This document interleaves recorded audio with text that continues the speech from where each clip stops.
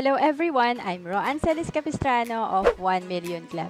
Kung bago ka pa lang sa channel ko, make sure to subscribe and hit the notification bell para lagi kang updated. So, ang ganda ng chapter 6 kasi dito, meron palang tinatawag na saving the right way, no? So, ibig sabihin may mali din palang pagsisave. So, ito yung problema ng karamihan, no? Nasabi na rin natin to, no? Siguro, nung nagtatrabaho ako, ganito rin, no? I've been working hard all my life, but I wasn't able to save anything. Where did my money go? Diba? So, naalala ko yung first job ko kasi sa audit. 2.5 years ako nagtrabaho. As in talagang wala akong na-save talaga, no? Siguro kahit na yung masabi mo makapag-open ka ng passbook account or savings account, talagang wala, no? So, have you ever asked yourself this question? So, maganda, no, na napag-uusapan natin na bago matapos yung taon kasi kung hindi ka talaga nag-start pa nung January or hindi ka naging consistent for the past 8 months, 'di ba? Maganda masimulan mo na siya kahit nga yun nasabi kanina mas maliit, no? Kahit maliit ka mag-start. Kasi hindi mo talaga siya magagawa ng hindi mo talaga siya gagawin na yung yung 'pag talaga may natira lang, wala kasi talaga matitira, 'di ba? So, sabi dito 'pag wala daw natitira, wrong formula of savings pala yung ginagawa natin. So, ito yung wrong way, no? Pagka-receive ng ating kita, minus agad natin yung mga gastos, no? Like, naalala ko no'n, saan ba tayo kakain? Saan ba tayo pupuntang mall? Saan ba yung next travel natin best, 'di ba? Kasi wala pa nga yung sweldo, no? Taga-release kasi kami ng ng salary sa accounting, no? Kausap namin si HR, tapos talagang ang daming pumupunta sa HR, tatanong, "May sweldo na ba? May sweldo na ba?" 'Di ba? So, talagang 'yan, inaabangan kasi nga kulang na naman, 'no? 'Pag hinuli natin yung savings, wala talaga matitira. So, sabi ni Warren Buffett, "Don't save what is left after spending. Spend what is left after saving." In other words, ito talaga na medyo English, no? Minsan di mo maintindihan. Pay yourself first. So, doon ko naintindihan dito sa IMG na pag nag-iipon ka, pinapasweldo mo yung sarili mo. No? Kasi kung ilabas mo yan, sabi kasi ni Sir Bart, isa sa mga mentor natin dito, every time na money moves, somebody is earning. So, pag nilabas mo agad yan, yung perang yun, iba na makikinabang, iba na yung kikita dun sa pera na yun. So, yun lang naging thinking ko, no, na oo nga, dapat pala may itatabi ako para sa akin para mag-grow yung money na yun. At pag lumago yun, ako yung makikinabang kasi ang hirap talagang magtrabaho, 'di ba? Tapos overtime ka pa. So eto na, no, papalitan lang pala para maging correct yung formula natin. Pagka-receive ng income, bawas mo yung savings, and pagkasahay mo yung expenses. So before wala akong formal na na seminar about this, pero ito na pala yung ginawa ko noong 2008. So sa second job ko, hindi ako pumayag na wala na akong savings. Sabi ko mag-iipon na talaga ako kasi ang hirap nung trabaho ko noong una, audit. So talagang kahit Holy Week pumapasok kami. Tapos maliit lang talaga yung sweldo namin. Imagine minimum nun 8,500 pesos lang, 'di ba? So before you spend, you need to save first. So unahin si piggy bank. And of course, yung better formula natin, may tithes. No? Para alam ng karamihan, yung kita natin, 10%, unahin mo yung tithes. Ito yung binibigay natin sa church, kung saan tayo nag-grow spiritually. No? And then, saka natin ibawas ang formula natin, 20% ideal, no? Na start. Pero kung hindi pa talaga kaya, no? Pwedeng mag-start sa 5%, 10%.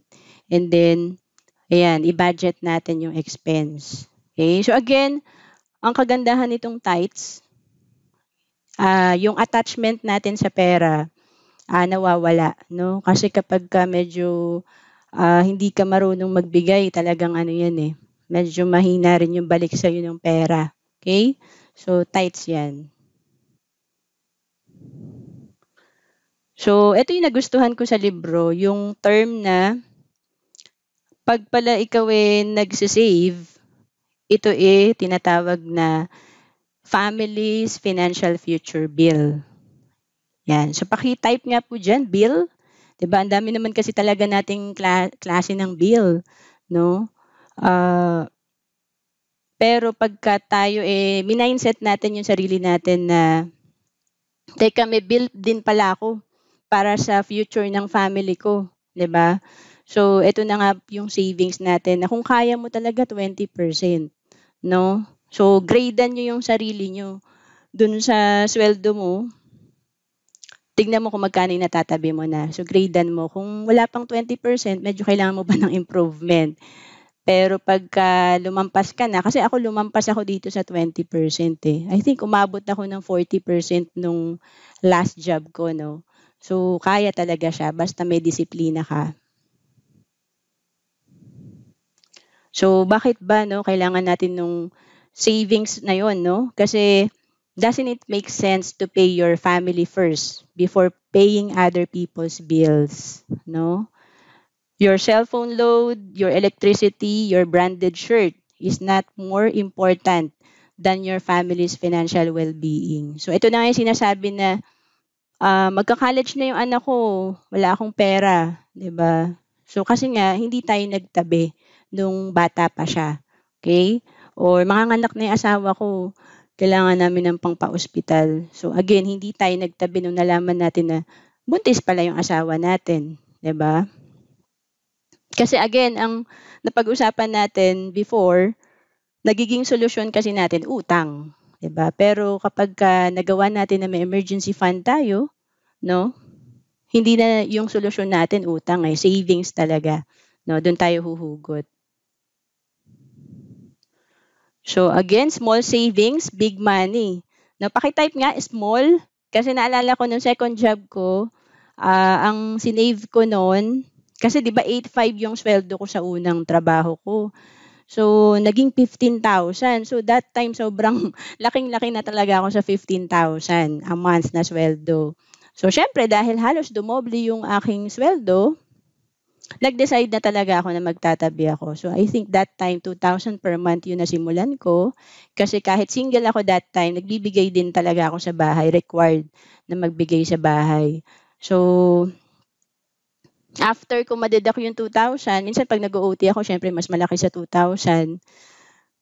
Saka ko pinagkakasya yung yung budget ko. So talaga naglilista ako noon, ilang shampoo yung bibilin ko kasi naka-sachet pa ako noon 'di ba? So sachet pa yung shampoo ko, ilang sachet 'yan, ko-computing ko yung per piece.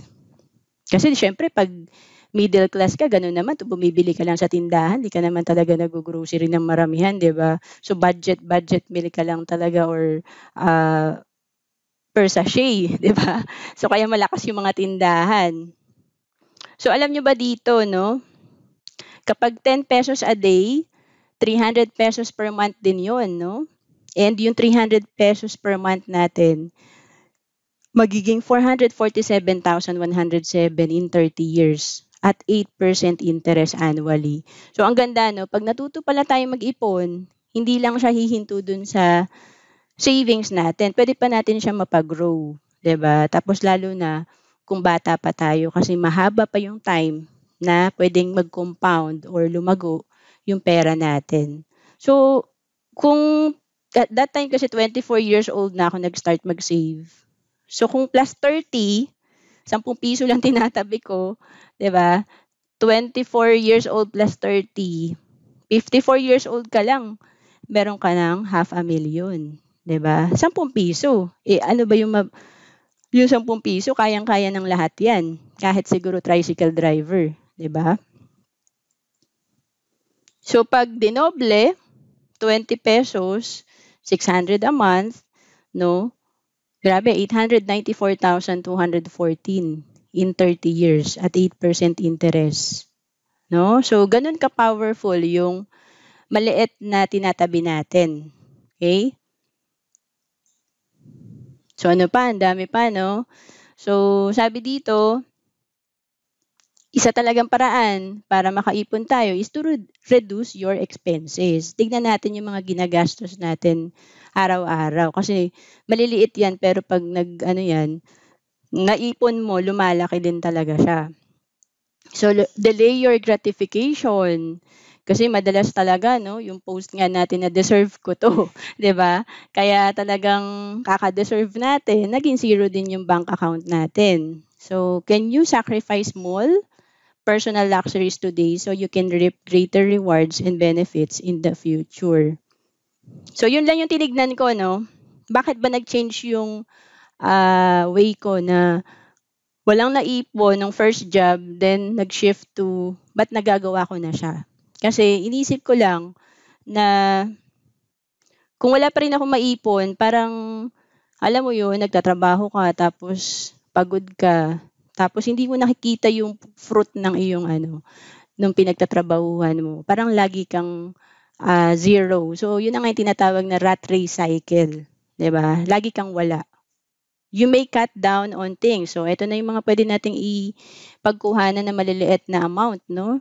Soda, coffee, no? Bottled water, no? So, again, every time na lumalabas kami, lagi ako may bottled water or yun nga yung aming tumbler, dala namin yan. Para hindi na kami bibili ng tubig. And then, yan, cigarettes, baka may mga bisyo tayo dyan. Mahal na rin, no? Mga subscription natin or binabayaran monthly na hindi naman pala kailangan, no? High-end gadgets, phones, especially kung ginagamit lang natin for entertainment purposes, shopping, no? Fancy cars, eating out, partying. So alam nyo, malaki din maiipon natin kung medyo ikat natin yung pagkain sa labas. So before, ito yung nakikita kong malaki talaga yung niya, yung masisave ko kung iiwasan kong kumain talaga sa mall. Pero again, hindi natin to gagawin hanggang 50 tayo or 60, di ba? Kasi kaya naman tayo hindi nag-iipon kasi ayaw naman natin na parang kawawa ka naman, no? So again, ginagawa lang natin to kung wala ka pa talagang savings. Kasi pag may savings ka na, no, kagaya namin mag-asawa, wala kang problema sa pagkain mo sa labas no? Tapos yung bestseller pa nga itatanong mo kasi nakaipon ka na may peace of mind ka na no? Pero pag wala pa talaga, meron talagang sacrifice yan. Okay? So yan, partying. Kasi syempre pag pumupunta tayo ng party, like before, no? Dahil nagko-commute nga ako, sabi ko, hala, ang gastos pala nito, magko-commute ako, yung pamasahe ko, tapos syempre mag-aayos ka, 'di ba? So, may regalo ka. So, magastos talaga. Kaya hindi lahat pupuntahan natin. So, again, remember, it's not how much you earn that counts. It's how much you keep. One of the common traits among rich people is that they are very conscientious when it comes to spending. So, again, eto narinig ko to kay Robert Kiyosaki. Yung, di ba lagi natin sinasabi, hindi siya sa laki ng kita mo. Di ba? Sa natatabi mo. Pero actually, yung for me, pagkakaintindi ko dito sa it's how much you keep, ito yung itatabi mo yung pera, tapos palalaguin mo siya. So, halimbawa, may tinabi ka na 2,000 per month, naging 100,000 yan. So, pwede mong i-invest yan sa business, pwede mong i-invest yan sa kung saan siya lalago. No? Hindi lang siya yung you keep, tabi ka lang ng tabi. Napapagrow mo kasi siya, napapaikot mo siya kasi nga asset siya. Okay? Pakitype nga asset. Yun kasi yung sikreto ng mga mayayaman Dumadami yung asset nila na pinapaikot nila, no? So again,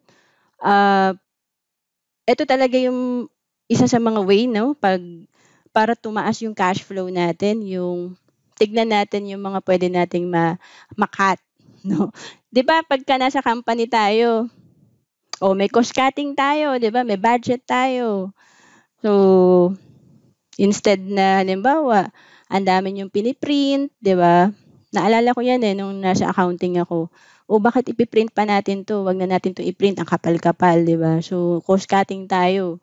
So, ang dami natin tinitignan na pwedeng matipid ng company. O nakikita nga natin, ang daming tinatanggal na empleyado, yung mga redundancy, di ba? Kasi part of cost cutting. Pag hindi nag-cost cutting, babagsak yung company. So, ganun din sa personal finance natin.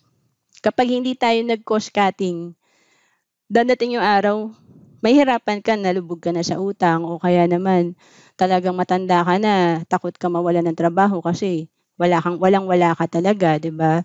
So, ito yun. Isipin mo na kumpanya ka. Meron kang mga gastos na titignan mo ano yung pwede mo nang alisin. Okay? Kasi tignan nyo, sa soft drinks pa lang, kung nakakatipid ka ng 1.5 per month, after 20 years, kung na-invest yan at 12%, may 1.5 million ka. 'Di ba? So, sino ba yung nag-retire na naturuan natin ng ganito? Para pag edad niya ng 50 or 60, meron siyang milyon. 'Di ba? So, doon pa lang yan sa soft drinks. Ano pa yung mga dine out? 'Di ba? 4,000 per month. 'Di ba? Kahit nga sa Jollibee ka kumain, 'di ba? Mahina ang 500 pesos, no? Kasi tatlo lang naman kami sa family, isa lang yung anak ko.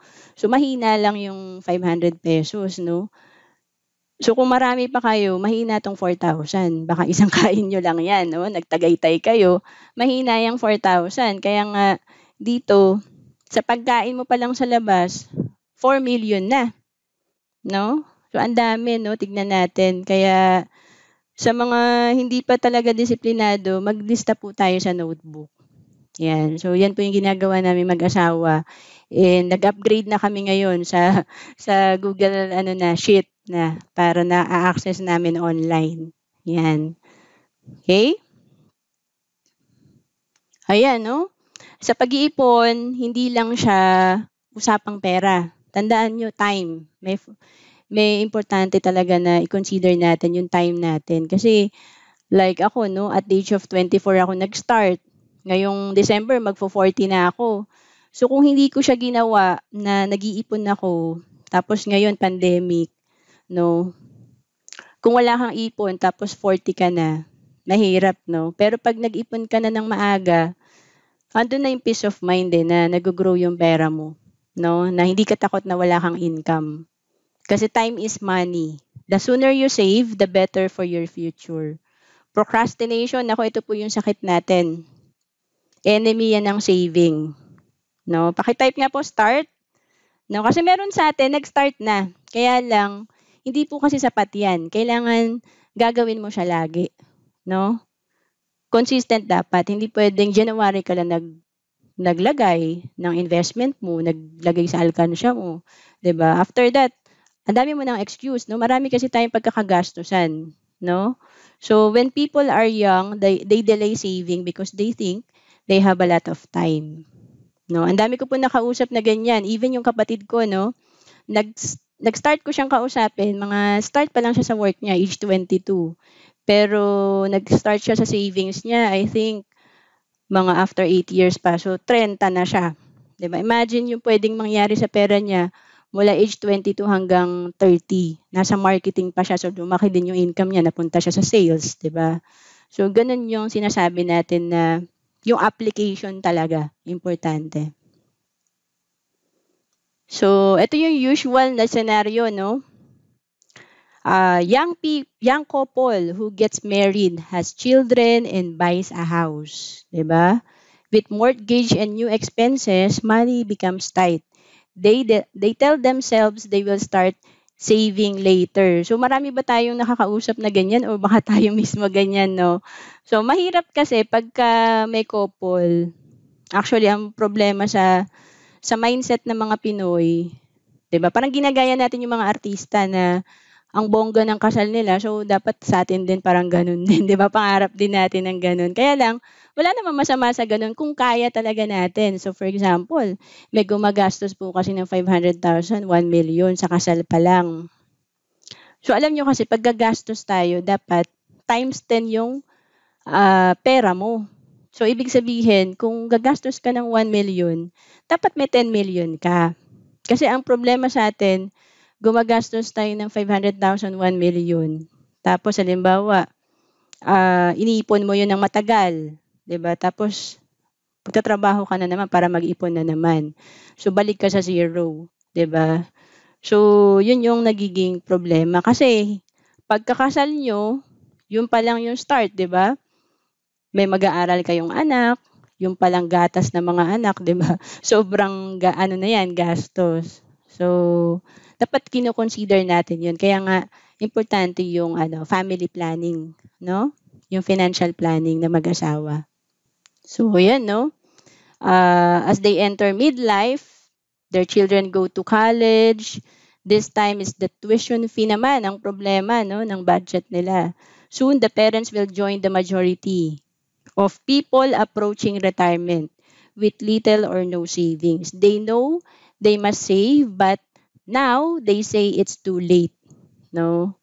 So again, there's no perfect time to start, no? Kasi kapag ayan nga, nag-college naman yung mga anak mo, gastos pa rin, di ba? So napapansin nyo ba, hindi naman nababawasan ng gastos natin eh. Nadadagdagan eh, di ba? So, anong gagawin natin? Kailangan talaga intentional ka sa pagbabudget para may matitira talaga. Okay? Oh, sabi nga dito, no? If you save 1,000 pesos every month, you will become a millionaire in 23 years at 10%, no? Tingnan natin. So yan, sa 1,000 per month mo, 276,000 yung savings mo. Dahil mag-grow siya, earning interest, yung 276,000 mo lumago, no? Naging 1 million. So again, don't wait. Start to save as much as you can, as soon as you can. So ito yung narinig ko kay Sir Noel, no? Kasi talagang sobrang maganda yung mga tinuturo niya sa financial, personal finance natin eh. So, kung ano yung matabi natin na mas malaki, and as soon na magawa natin, no? So, meron dito ako mga kausap ko, nag-start sila at the age of 22, no? Nakakatuwa kasi tapos na nila yung mga plan nila na 5 years, 7 years, no? So, maganda kasi ginawa mo na eh. O, edi kung gusto mo mag-travel, edi may may fund ka na for travel kasi wala ka nang binabayaran na plan, 'di ba? So ito no, save early, save later. Favorite ko din tong table na to kasi dito natin makikita yung kung ano ba yung pipiliin natin, no? Kasi may at the age of 25 nag-start si save early. Ito no. Yung second naman, magkaibigan sila, pero nag-start siya at 31. Siguro etong si Mr. Save Later, mas priority niya pang mag-travel, o kaya naman bumili ng gadget, 'di ba? Pero si Save Early kasi siguro na-educate siya no sa financial and gusto niya talaga may marating sa buhay no or mapuntahan yung kanyang pinaghihirapan sa trabaho, no? So ito tandaan natin na every year you delay your savings cost you millions over long term. Okay? Pakitype po, cost, 'di ba? So again, pag nag-delay tayo, may cost 'yan, no? So titignan nyo every time na nagde-decide kayo. Lagi kasing 'di ba may option 1, option 2. May opportunity kasi yung kabila, no? Pag ito pinili mo yung 1, meron kang cost na mawawala sa 2. Kaya make sure lang pumipili talaga tayo nung tama, no? So tingnan natin, no? Ayan, so ang layo ng difference kasi si Save Early dahil nag-start siya ng at the age of 25, 9.5 million yung naging pera niya. No, pareho lang silang inipon, 120,000. 20,000 for 6 years. So 9.5 compare kay Save Later na, ayan, napakamot na siya ng ulo. Grabe, no? Kalahati lang, 4.8 million. Pero pareho lang silang inipon. O, tignan natin yun, no? I-analyze natin yun. So, why i-delay natin kung kaya naman natin na talagang start? Di ba? So, ito yung nangyari, no? Mr. Save Early made 4.7 million, more than Mr. Save Later. So, start saving today. Yan. Tsaka alam niyo nakakabata talaga 'pag may ipon kayo. 'Yan, tama ba? Kung tignan niyo lang yung tao 'no, pagka kasi madami na kayong nakakausap, nasa financial industry kayo, kita mo lang sa tao, sa aura ng tao, kung baon siya sa utang, makikita mo sa mukha niya na stress talaga siya, 'di ba? Tumanda agad, 'di ba? Pero 'pag may ipon ka, may investment ka, batang-batang tignan talaga, 'no? So, ito yung two options natin. Sobrang nakatulong din sa akin 'to talaga nung, nag-start pa lang ako sa savings. Option 1, save now and enjoy later. Option 2, spend now and suffer later. 'Yan. So, lagi lang pong dalawa 'yan. Tsaka ang natatandaan ko, yung retirement ko, kung ano yung gagawin ko ngayon, may effect siya sa retirement ko, 'no? So, kung nag-save na ako ngayon, maganda yung magiging retirement ko. Pero kung medyo ayoko mag-sacrifice ngayon, sa retirement ako magsa-sacrifice, 'no? So, gano'n lang talaga yung iisipin natin.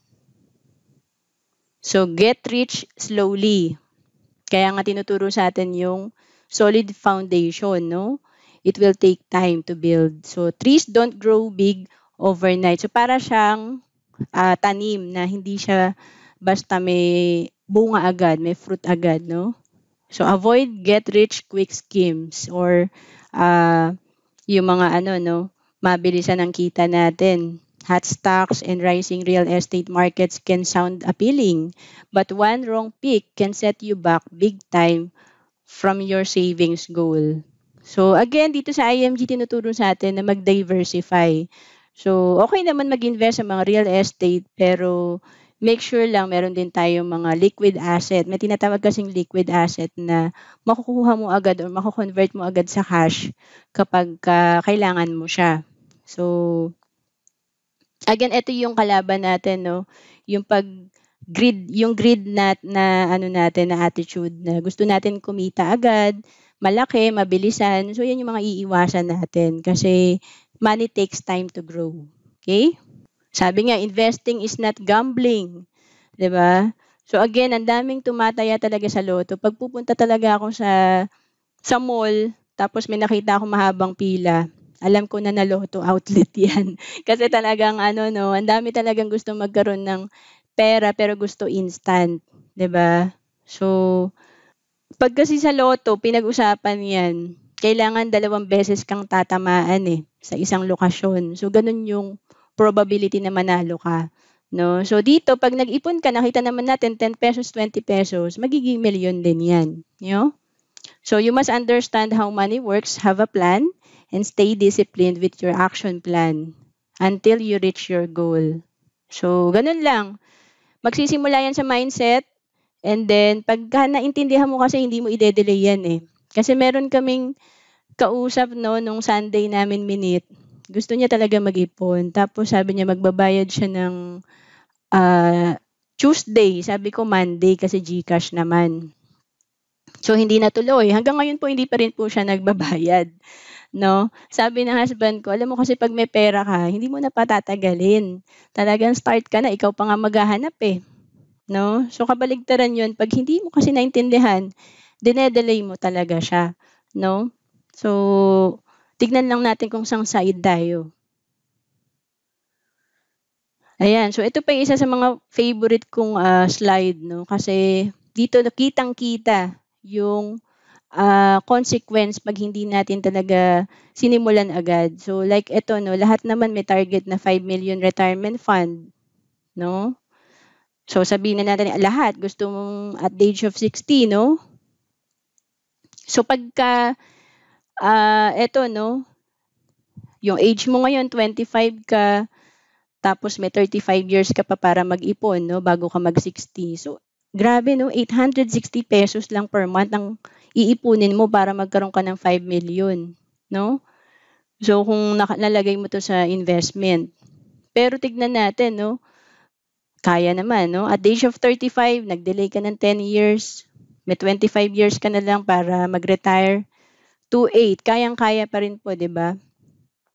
O pag age mo ng 45 ka nag-start 'no, may chance pa rin. 15 years na lang ang meron tayo, 10,000. Kung OFW ka, kayang-kaya pa rin, di ba? Pero grabe, no? May mga nakakausap po ako talagang 60 plus na. So ito, 55 years old, 5 years na lang, magre-retire ka na. So imagine yung difference niya, 51,000 per month ang kailangan mo ipunin para ma-hit mo tong 5 million. Pero dito, 860 pesos lang. 'Di ba? So, baki-type nga po uli dyan, early. Yan.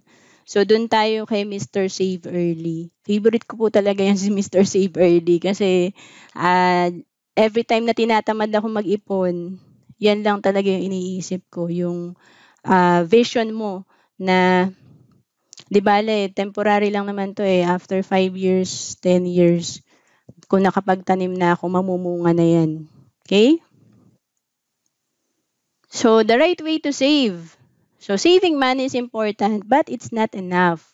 You need to save money and save it the right way. So, kaya naman ako napunta sa IMG kasi sabi ko, bakit ganito yung time deposit ko, hindi nag-grow, di ba?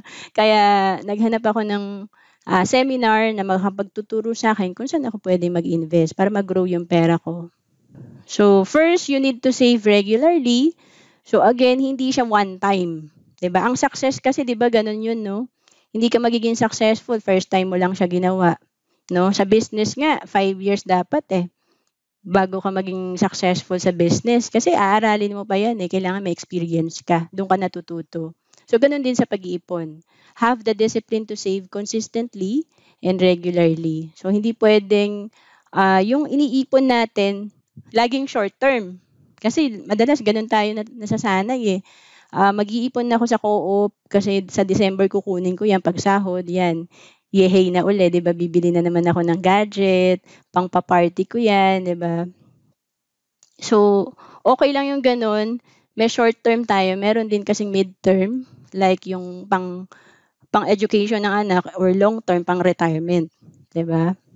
So, your savings rate of return must beat inflation and taxes because you can be saving and still losing money if your rate of return is lower than inflation.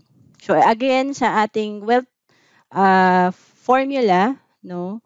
Dun sa wealth bucket natin kasi meron daw tayong kumbaga sa timba, no? Kino-compare siya sa timba.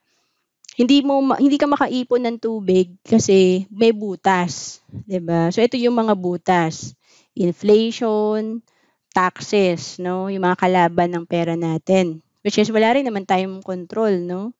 So ang control na lang natin, paano ba mag-save ng tama, no? So yan, meron tayong sample, no?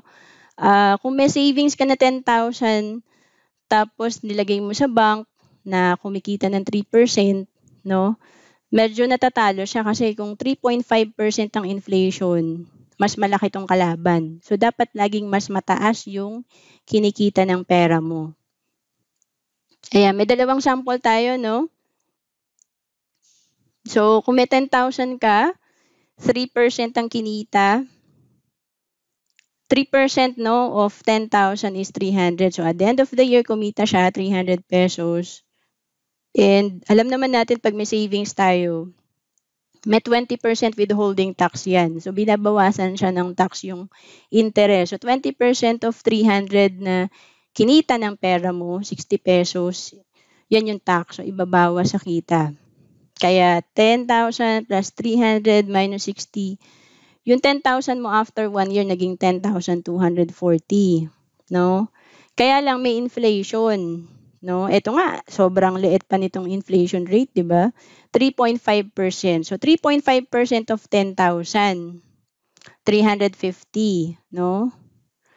So bakit sinabing you lose? Sabi dito you lose. Kasi nga pag kinompute natin yung kinita mo dito na 240, mas maliit dun sa inflation o pagtaas ng bilihin. Kaya yung 10,000 mo, lumiit yung value. So again, ganyan yung nangyari sa pera ko. 7.5 years kasi ako nagtrabaho sa sa corporate.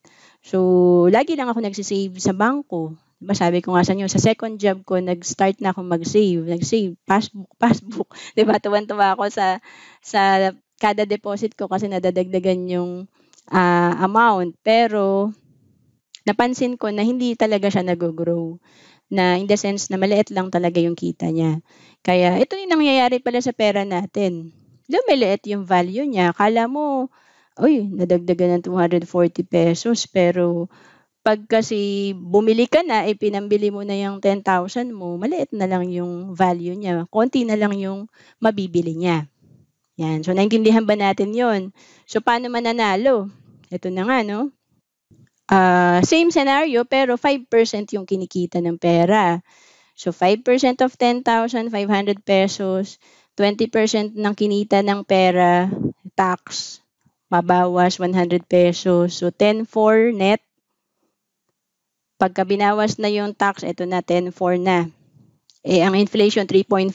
3.5% of 10,000, 350. So, again, mas malaki kasi yung kinita ng pera na 5% kaysa dun sa pagtaas ng bilihin. So, inflation rate of 3.5%. Kaya, nakalaban, no? Medyo nakasabay yung ating income ng pera natin dun sa pagtaas ng bilihin. Kaya sabi nga dito, you must get 5% or more in interest to beat taxes and inflation.